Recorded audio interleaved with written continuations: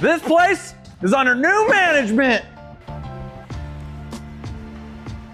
I've been reading a lot of books lately, specifically How to Be a Manager for Dummies, and in it says to implement a reward system. So here I have gold star stickers.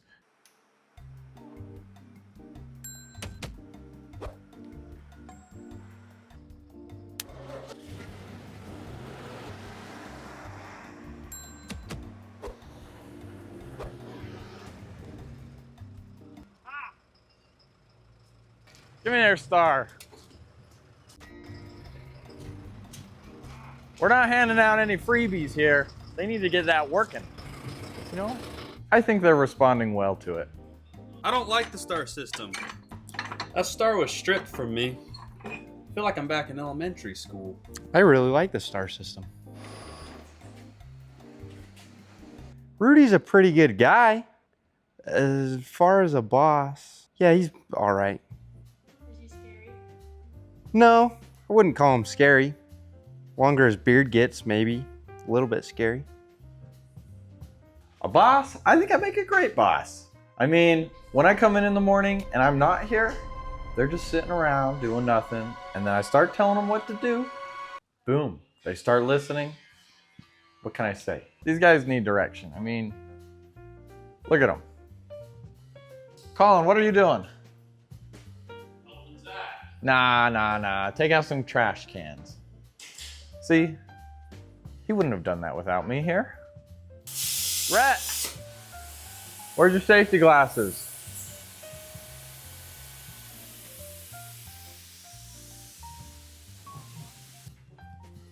That was gifted to me. I didn't write that. He has his moments.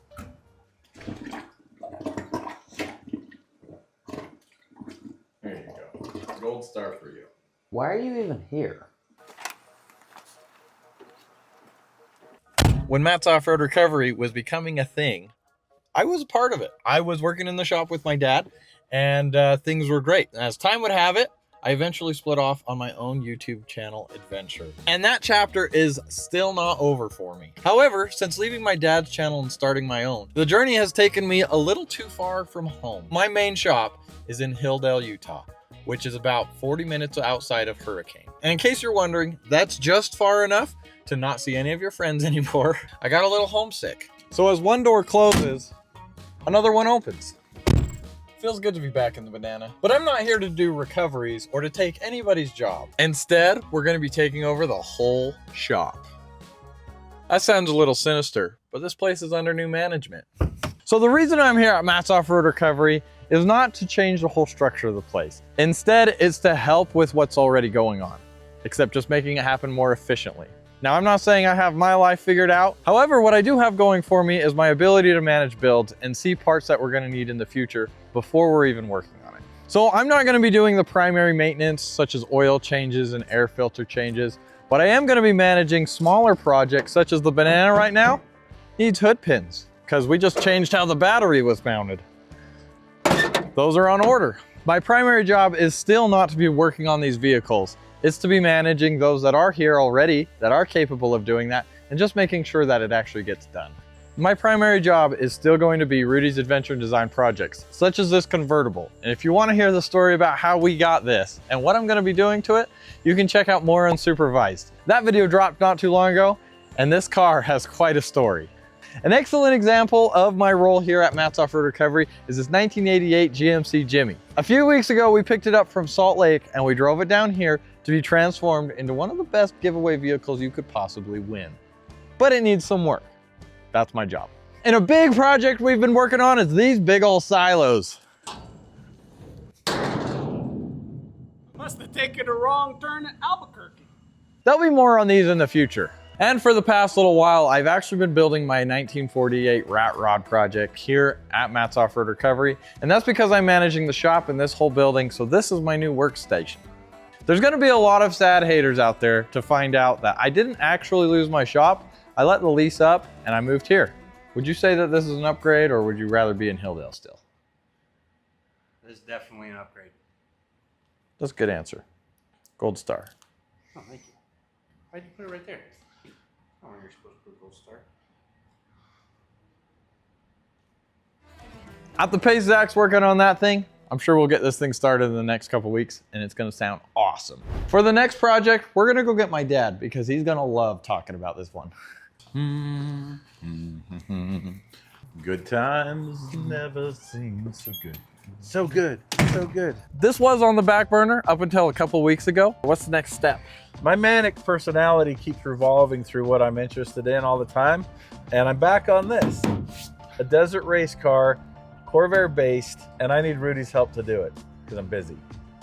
I mean, Rudy's busy too, but he's young. The outline, which is kind of rough right now, is I want all the suspension. I want the modern suspension technologies. Because I'm old and my bones are getting bruised. But also, I want the old stuff. I want Corvair engine and transaxle. And the way they raced Baja back in the 60s and 70s, there's been a lot of Corvair powered rigs compete and complete Baja. There's even been some podium, but not for like 6 decades. And I want to bring that back. So I love Corvairs, I love Corvair engine mechanics. I live in the desert. I like racing. I like driving fast. And I want to bundle that all up and put it in this car. So I've been thinking about this for decades. I've had a couple of false starts, but this time I mean it, and let me prove it. I call this the Racing Connex. And it has racing engine cores. So last year I sent a whole bunch of cams off to get reground to race spec. Look at that bad boy. Is that not a great, great, great looking camshaft? We've got new cylinders, pistons, blocks, valve covers, oil pans, heads, basically anything that we need to build a Corvair powered race vehicle using Corvair drivetrain. Well, it looks like my dad has the engine stuff figured out. So let's go to the chassis.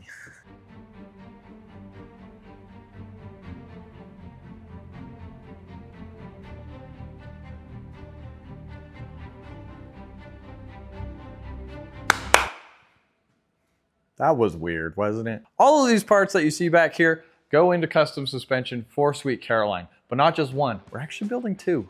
We don't just have pieces of metal cut out. We've actually got some race parts on the shelf waiting to be installed. You see, I've been preparing for this for quite a while now, so I've already got my finger tightly wrapped around whatever project we've got going on. I think you've already seen quite a bit of that with the MORR bus. We're gonna make our deadline, thanks to Rudy. All right, behind me is a Jeep J10. I don't remember if it's a 75 or a 77, but this isn't even my project. It's Janelle's. So a number of years ago, we actually picked this Jeep up from Moab after Easter Jeep Safari. We actually bought it there. Today, we've got something pretty special. I'm sure you noticed the truck behind me. Janelle, do you want to tell us some of the details? Okay, so this is a 1977 Jeep J10. Basically the original Gladiator before it was called the Gladiator. And it's got a 5.3 LS, a 4L80 transmission, 203 doubler, Yeah. and a Dana 300.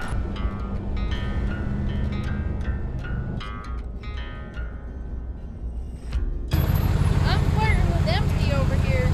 This is one of those projects where there's nothing really wrong with it. The gentleman just didn't want to deal with it anymore. And he offered to let us buy it at a super reasonable price. And I didn't need any more projects. It was one of those things where for the first time, Rudy didn't want to buy it, but I did. I fell in love with this thing the minute I saw it, and I said, this is coming home with us. And so it did. This is one of those projects that got pushed to the back burner, but it deserves to see the light. Because it is Janelle's after all, and all these years she's been watching me build stuff for me and for other people. It's time she gets something. So we got to wrap up a couple of projects before we pull this bad boy into the shop.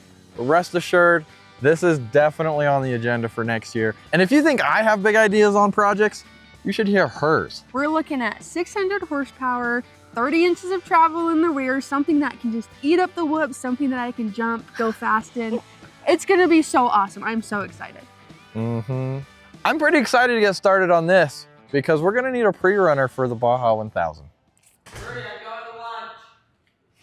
Sounds good. Gold star for you when you get back. I sure hope he's able to make it back from lunch in that thing. 1 hour later.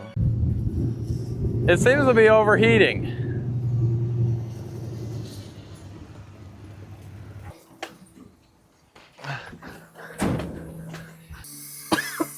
It's fine.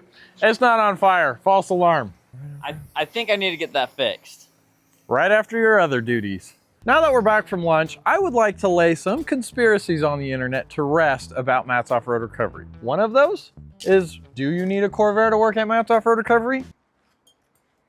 Some say yes, some say no. I can't really answer that one. Another one is family the only one that's allowed to work at Matt's Off-Road Recovery? Yes. No. It's not. No. But everybody that does end up working here gets treated like family. Huh, little big chungus. The third one is, yes, Higgins is the father of these puppies. Can you tell? And that's the mother. We didn't plan on that.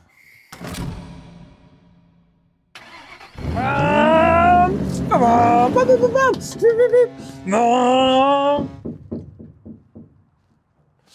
Sweet Caroline here is pretty high up on our priority list for getting it done. I want to give you guys a timeline of when you can expect to start seeing Sweet Caroline get done, as well as some of the other projects we've got in the shop. So for Sweet Caroline, I'm planning on pulling it into the shop in 2 weeks, for me at least. It might be a later video for you, but at least we'll be working on it.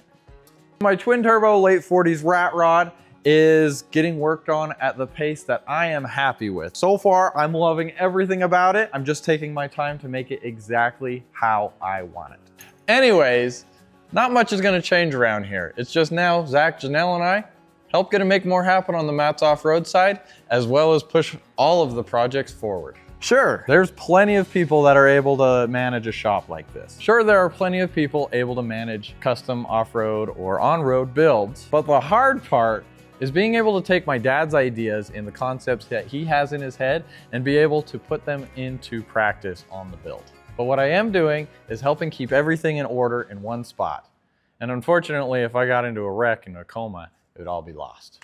No, I'm just kidding. My dad had a problem and I had a problem. And so we're just killing 2 birds with 1 stone. And plus, now I get to hang out with my family all day again. I am so happy to have Rudy back because I desperately needed an expert designer, fabricator, and engineer, and it's good to have him right here in a bay adjacent to mine where I can say, hey Rudy, fix this, and he does. And that makes me happy. Plus he's my son and I kind of like him. Good to be back. We've got a lot of projects to catch up on, but I think I'm gonna give your shirt back. All right. Can you get this washed first? Yeah, I'll wash it. Thanks for watching. Yeah. It goes dark. I like it.